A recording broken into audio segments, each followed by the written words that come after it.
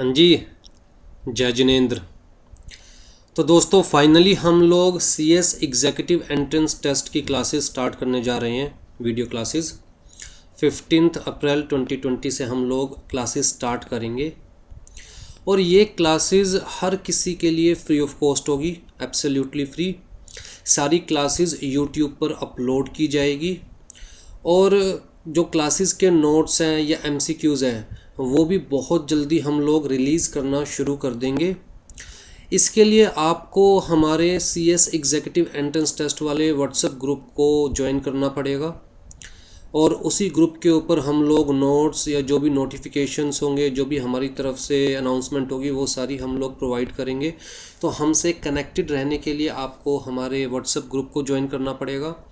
WhatsApp group का link videos के description में दिया जाएगा, तो आप हर वीडियो का डिस्क्रिप्शन ज़रूर देखिए। डिस्क्रिप्शन में बहुत सारी इम्पोर्टेंट अनाउंसमेंट्स भी दी जाएगी, व्हाट्सएप ग्रुप के लिंक्स भी दिए जाएंगे, प्लस जो नोट्स है उसके लिए भी लिंक्स दिए जाएंगे जब भी हम लोग नोट्स रिलीज़ करेंगे। और जितनी भी वीडियोस हैं इनके प्लेलिस्ट के लिंक्स भी डिस्क्रिप्शन बॉक्स में दिए जाएंगे, प्लस जो व्हाट्सएप ग्रुप होगा हमारा वहाँ पर दिया जाएगा। ठीक है। वैसे हमारा नंबर जो व्हाट्सएप का है वो आप अपनी स्क्रीन पर देख सकते हैं। उसके अलावा मैंने आपको बता दिया कि डिस्क्रिप्शन में हमारे व्हाट्सएप ग्रुप के लिंक्स दिए जाएंगे। ठीक है जी। सबसे पहले तो इसके बारे में आपके कंप्लीट इन्फॉर्मेशन होनी चाहिए आपके पास। तो जो भी आप लोगों को इन्फॉर्मेशन होनी चाहिए इस क्लास में, इस वीडियो में मैं वो आपको प्रोवाइड करूँगा। ये देखिए, ये हमारा ICSI का डॉक्यूमेंट है about CS executive entrance test. तो जी इन्होंने बड़ी सिंपल सी बात कही है, अगर आप लोगों को ना पता हो तो मैं आपको बता देता हूँ कि इससे पहले हमारे पास CS फाउंडेशन हुआ करता था। एग्जीक्यूटिव में जाने के लिए हमारे पास दो रास्ते हुआ करते थे, या तो आफ्टर 12th या आफ्टर ग्रेजुएशन या जिस भी आप स्टेज पर हो उसके बाद आपको CS फाउंडेशन में एडमिशन लेना होता था, CS फाउंडेशन क्लियर करना होता था और उसके बाद आप CS एग्जीक्यूटिव में जा सकते थे। या फिर जो ग्रेजुएट्स थे, पोस्ट ग्रेजुएट्स थे, या फिर जिन्होंने CA फाउंडेशन क्लियर किया हुआ था, CMA फाउंडेशन क्लियर किया हुआ था, उनके लिए भी डायरेक्ट एग्जीक्यूटिव लेवल पर एंट्री थी। अब वो सब बंद कर दिया गया है। अब सिर्फ और सिर्फ क्या एंट्री पॉइंट है हमारे पास? CS executive entrance test. मतलब इसके अलावा एग्जीक्यूटिव में एंटर करने के लिए हमारे पास कोई भी वे नहीं है। 2-3 कैटेगरीज को एग्जम्पशन है, वो हम देखेंगे। बाकी सबको, चाहे वो ग्रेजुएट है, चाहे वो पोस्ट ग्रेजुएट है, चाहे वो आफ्टर 12th एडमिशन लेना चाहते हैं, सबको CS executive entrance test clear करना पड़ेगा। ठीक है जी। सिलेबस क्या है इसका? देखिए यहाँ पर इन्होंने बड़ी सिंपल सी बात कही कि 4 सब्जेक्ट्स हैं। मतलब सारे सिलेबस को 4 पार्ट्स में डिवाइड किया हुआ है, 4 सब्जेक्ट्स हैं।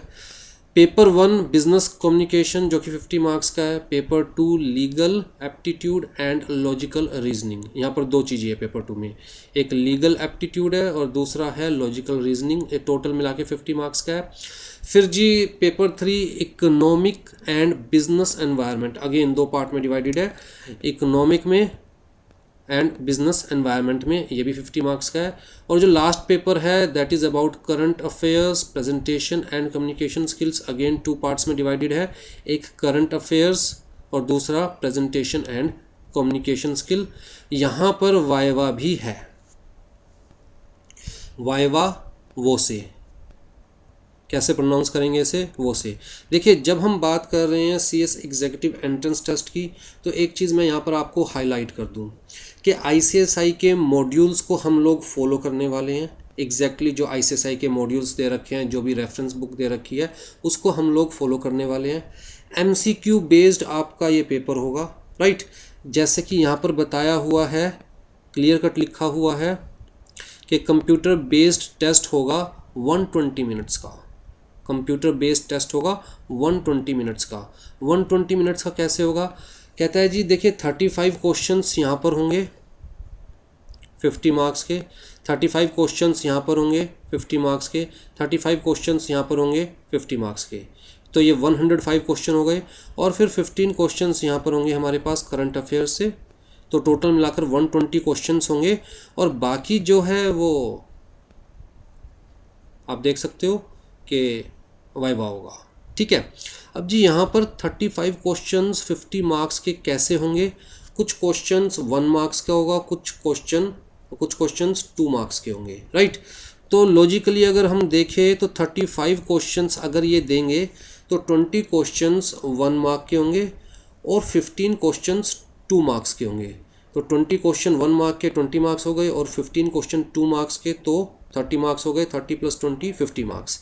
इसी तरह यहाँ पर 20 क्वेश्चंस 1 मार्क के होंगे और 15 क्वेश्चन 2 मार्क्स के, सेम यहाँ पर रहेगा।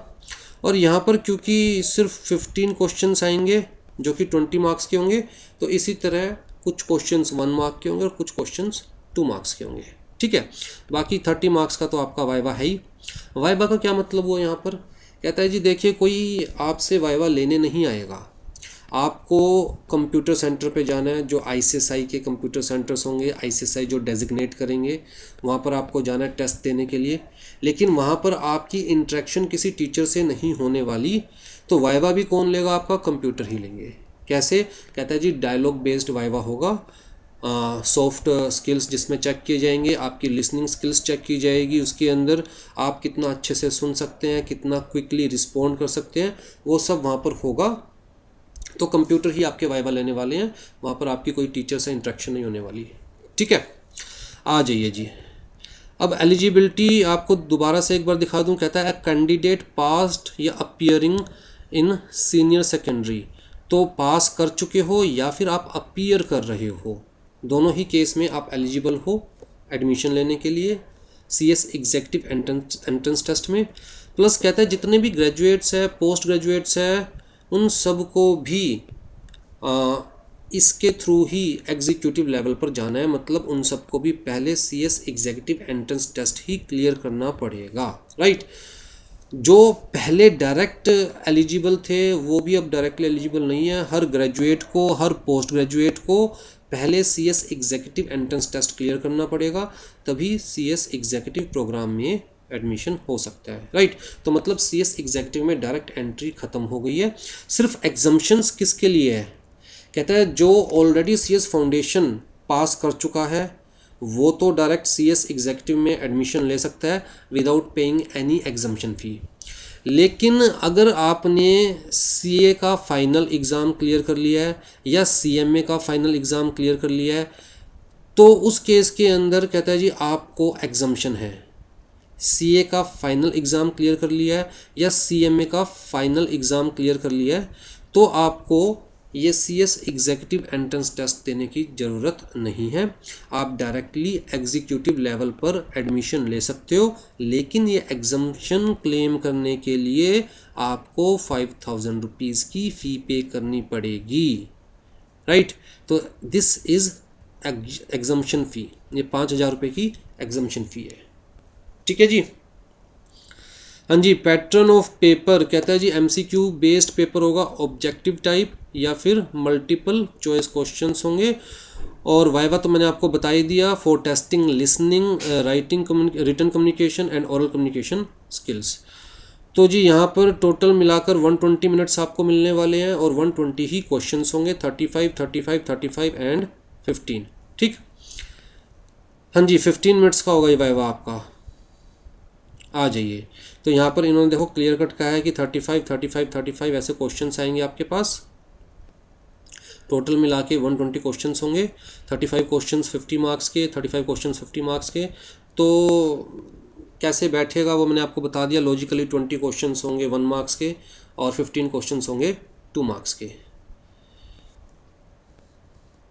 यहाँ पर आई थिंक 10 क्वेश्चन होंगे 1 मार्क्स के और 5 क्वेश्चन होंगे 2 मार्क्स के, राइट। आ जाइए जी, फिर जी एप्लीकेबिलिटी क्या है? देखिए फर्स्ट जो एग्ज़ाम होने वाला है सीएस एग्जीक्यूटिव एंट्रेंस टेस्ट जो फर्स्ट होने वाला है वो मई में होने वाला है, मई 2020। अभी तक तो यही डेट है, लेकिन जैसे कि आप सब लोगों को पता है कि इंडिया में और पूरे वर्ल्ड में क्या चल रहा है, लॉकडाउन कब तक एक्सटेंड हो सकता है, अगर लॉकडाउन खुला तो भी क्या एग्ज़ाम्स लेने की परमिशन मिलेगी नहीं मिलेगी, स्टूडेंट्स के लिए खुलेगा नहीं खुलेगा लॉकडाउन, अभी कुछ नहीं पता। लेकिन अभी तक जो है एक्चुअल में वो क्या है कि एक तो एग्ज़ाम होगा मई में, एक होगा जुलाई में, एक होगा नवंबर में, एक होगा जनवरी में। तो पूरे साल में 4 बार एग्ज़ाम्स हुआ करेंगे, मई, जुलाई, नवंबर, जनवरी। और जो सबसे पहला एग्ज़ाम है वो कब होगा? मई 20 में। जो सबसे पहला एग्ज़ाम है वो कब होगा? मई 2020 में। ठीक है, जिसके लिए जो रजिस्ट्रेशन विंडो थी वो ओपन थी टिल 15 अप्रैल 2020। तो इनिशियली जो भी 15 अप्रैल 2020 तक अपने आप को रजिस्टर करवा लेगा वो मई में एग्ज़ाम्स दे सकता है। मतलब 16 अप्रैल से लेकर 15 जून तक रजिस्टर करवाओगे अपने आप को तो जुलाई में एग्ज़ाम्स दे सकते हो। 16 जून से लेकर 15 अगस्त तक रजिस्टर करवाओगे अपने आप को तो नवंबर में एग्ज़ाम दे सकते हो। 16 अक्टूबर से लेकर 15 दिसंबर तक रजिस्टर करवाओगे तो जनवरी में। 16 दिसंबर से लेकर 15 अप्रैल तक रजिस्टर करवाओगे तो मई में, राइट। और पहला जो फर्स्ट टाइम इसके अंदर एग्ज़ाम होने वाला है वो मई 2020 में होने वाला है। लेकिन जो कुछ भी चल रहा है, लॉकडाउन कह लीजिए, कोरोना वायरस कह लीजिए, जो कुछ भी चल रहा है उसकी वजह से ICSI एक सर्कुलर लेके आया था। ये सर्कुलर आपके सामने है। सर्कुलर लेके आया था अप्रैल 2, 2020 को। और इस सर्कुलर में क्लियर कट दे रखा है, सब्जेक्ट क्या दे रखा है? Extension of last date for registration to CS executive entrance test for May 2020 session. तो जी जो 15 अप्रैल तक रजिस्ट्रेशन करवानी थी वो अब कब तक करवाई जा सकती है? 5 मई 2020 तक रजिस्ट्रेशन करवाई जा सकती है। ठीक है, 5 मई 2020 तक रजिस्ट्रेशन करवाई जा सकती है। तो जी आप कह सकते हैं कि अब जो रजिस्ट्रेशन करवाने का टाइम है एक्सटेंड हो गया और 15 अप्रैल तक नहीं रहा 2020 के लिए, सिर्फ 2020 के लिए जो करंट सिनेरियो चल रहा है उसको देखते हुए। तो अब कब तक रजिस्ट्रेशन करवाई जा सकती है? कहता है जी देखिए 5 मई तक रजिस्ट्रेशन करवाई जा सकती है। ठीक है, आ जाइए जी। सिलेबस क्या है जी? बिजनेस मतलब 4 सब्जेक्ट्स है, ये चीज़ हम लोग देख चुके हैं। तो जी सबसे पहला जो सब्जेक्ट है, सबसे पहला जो पेपर है दैट इज़ बिजनेस कम्युनिकेशन। इसके बेसिकली 4 चैप्टर्स हैं। एक तो एसेंशियल्स ऑफ गुड इंग्लिश। तो इसके अंदर इस चैप्टर में इन्होंने बेसिकली ग्रामर के ऊपर ज़्यादा फोकस किया हुआ है। ग्रामर हो गया, जैसे नाउन है, प्रोनाउन है, एडजेक्टिव है, एडवर्ब है, वर्ब है, टेंस है, प्रीफिक्स है, सफिक्स है, right. Common errors in English हो गया, वर्ड्स विद मल्टीपल मीनिंग्स हो गया। तो बेसिकली प्रोवर्ब्स हो गए, इन चीज़ों के ऊपर ज़्यादा फोकस किया हुआ है फर्स्ट चैप्टर के अंदर। फिर सेकंड चैप्टर है जी communication, means concept of communication, meaning of communication, means of communication, ये सारी चीज़ें। तो ये आसान चैप्टर है। फिर जी हमारे पास थर्ड चैप्टर है बिजनेस कॉरेस्पोंडेंस। तो ये तो बहुत इंपॉर्टेंट चैप्टर है आज की डेट में। बिज़नेस कॉरेस्पोंडेंस तो पता ही होना चाहिए, आना ही चाहिए। तो बिज़नेस लेटर्स हो गए, मैसेज हो गए, बिज़नेस रिपोर्ट्स हो गए, मेमोज़ हो गए, ऑफिस ऑर्डर्स हो गए, इंटरनेट, इंट्रानेट, ये सब चीज़ें, ईमेल एथिक्स वगैरह सब चीज़ें इसके अंदर कवर की हुई है। और जो लास्ट है दैट इज़ कॉमन बिजनेस टर्मोलॉजीज़। तो यहाँ पर जो वेरियस लॉज के अंदर, रूल्स के अंदर, रेगुलेशंस के अंदर जो लीगल टर्म्स यूज़ की जाती है उनकी नॉलेज दी जाएगी। ठीक है। सेकंड जो आपका पेपर है that is legal aptitude and logical reasoning. ये पेपर काफ़ी, मैं कहूँगा इसके अंदर जो सिलेबस है वो सबसे ज़्यादा है। चारों सब्जेक्ट्स में, चारों पेपर्स में सबसे ज़्यादा सिलेबस इसके अंदर है। 2 पार्ट्स में डिवाइडेड है, 25 मार्क्स का लीगल एप्टीट्यूड और 25 मार्क्स का logical reasoning, part A part B करके। अब जी लीगल एप्टीट्यूड के अंदर क्या क्या है हमारे पास? कहता है जी कॉन्स्टिट्यूशन ऑफ इंडिया है, कॉन्ट्रैक्ट एक्ट है हमारे पास, फिर जी टोर्ट है, एलिमेंट ऑफ कंपनी लॉ है और element of company secretaries legislation है। ये 4 टॉपिक हमें दिए हुए हैं। उसके अलावा लीगल रीजनिंग भी है। अब मैं कह रहा हूँ जी कॉन्स्टिट्यूशन ऑफ इंडिया है तो आपको कोई पूरा कॉन्स्टिट्यूशन ऑफ इंडिया नहीं पढ़ाया जाएगा। ठीक है, आप बात को समझने की कोशिश कीजिए। आपको कॉन्स्टिट्यूशन ऑफ इंडिया की नॉलेज है या नहीं है वो एक अलग चीज़ है, पर आप कॉन्स्टिट्यूशन ऑफ इंडिया को ICSI के पॉइंट ऑफ व्यू से देख रहे हैं या नहीं देख रहे हैं वो एक अलग चीज़ है। मेन मोटिव क्या है कि आपका एग्ज़ाम क्लियर होना चाहिए। जो कुछ भी हम लोग इस लेवल पर पढ़ेंगे वो सब चीज़ें या तो आप एग्जीक्यूटिव प्रोफेशनल लेवल पर दोबारा पढ़ने वाले हैं, बहुत डीप में पढ़ने वाले हैं, या फिर वो चीज़ें आप आगे जाकर मतलब एज सच कहीं काम नहीं आने वाली। हाँ, बेसिक नॉलेज तो बट ऑब्वियस बात हमेशा काम में आएगी। आपकी इंग्लिश की नॉलेज है, कम्युनिकेशन की नॉलेज है, ग्रामर की नॉलेज है, बिजनेस एथिक्स है, राइट, वो तो आपकी नॉलेज काम में आएगी। लेकिन देखिए, अगर हम बात कर रहे हैं कॉन्स्टिट्यूशन ऑफ इंडिया की, तो पूरा कॉन्स्टिट्यूशन पढ़ने की रिक्वायरमेंट नहीं है। हम लोग स्पेसिफिकली वही चीज़ पढ़ेंगे जो कि ICSI की रेफरेंस बुक में दी गई है। MCQ बेस्ड पेपर है। सबसे पहला और सबसे मेन मोटिव है एग्ज़ाम क्लियर करना फर्स्ट अटेम्प्ट में, बात ख़त्म। ठीक है। इसी तरह अगर मैं बात करूंगा कि जी कॉन्ट्रैक्ट एक्ट या फिर लॉ ऑफ टोर्ट के बारे में आपको पढ़ना है, तो अगेन आपको सारा नहीं पढ़ना है। कंप्लीट कॉन्ट्रैक्ट एक्ट नहीं है, राइट, या कंप्लीट लॉ ऑफ टोर्ट नहीं है। जो आपके सिलेबस का पार्ट है, जो ICSI के रेफरेंस बुक का पार्ट है, वही चीज़ हम लोग पढ़ेंगे। I think I am clear. Logical या लीगल रीजनिंग जो दे रखी है वो मैं आपको बताऊंगा एक्चुअल में है क्या इसके अंदर, कि क्या हम लॉ को समझ सकते हैं, नहीं समझ सकते। लॉ को समझते हुए, फैक्ट्स को देखते हुए, क्या हम एक्चुअल में फैक्ट्स में लॉ लगाकर डिसीजन ले सकते हैं या नहीं ले सकते, वो सब चीज़ें यहाँ पर आपको पढ़ाई जाएगी। फिर जी logical reasoning, verbal reasoning, non verbal reasoning, ये भी 25 मार्क्स का है। तो अच्छा खासा मैं कहूँगा इस सब्जेक्ट का सिलेबस है, और हम लोग सबसे पहले यही स्टार्ट करेंगे। We will start with the constitution of India. फिर तीसरा हमारा जो सब्जेक्ट है वो भी 2 पार्ट्स में डिवाइडेड है, इकोनॉमिक्स में एंड बिजनेस एनवायरनमेंट के अंदर। तो ये भी काफ़ी लेंदी है। बिजनेस के अंदर आप देख सकते हैं basics of demand and supply, forms of market competition, national income accounting and related concepts, Indian union budget, Indian financial market, Indian economy. तो काफ़ी कंटेंट कवर किया हुआ है 25 मार्क्स के अकॉर्डिंग। फिर जी हमारे पास है बिज़नेस एनवायरनमेंट। इसके अंदर भी हमारे पास एंटरप्रेन्योरशिप है, बिज़नेस एनवायरनमेंट है, की government institutions which are basically facilitating entrepreneurship, उसके बारे में बताया हुआ है। और अलग अलग की गवर्नमेंट इंस्टीट्यूशंस के बारे में बताया हुआ है, जिस तरह RBI है, SEBI है आपकी, राइट, MCA है, कंपटीशन कमीशन ऑफ इंडिया है, ये सारी चीज़ों के बारे में बताया हुआ है। और लास्ट जो पेपर है हमारे पास, ये बड़ा ही अजीब पेपर है। 30 मार्क्स तो वाइवा के है इसके अंदर। इसमें आपकी presentation and communication skills check की जाएगी, वो भी कंप्यूटर चेक करेगा, ह्यूमन भी नहीं।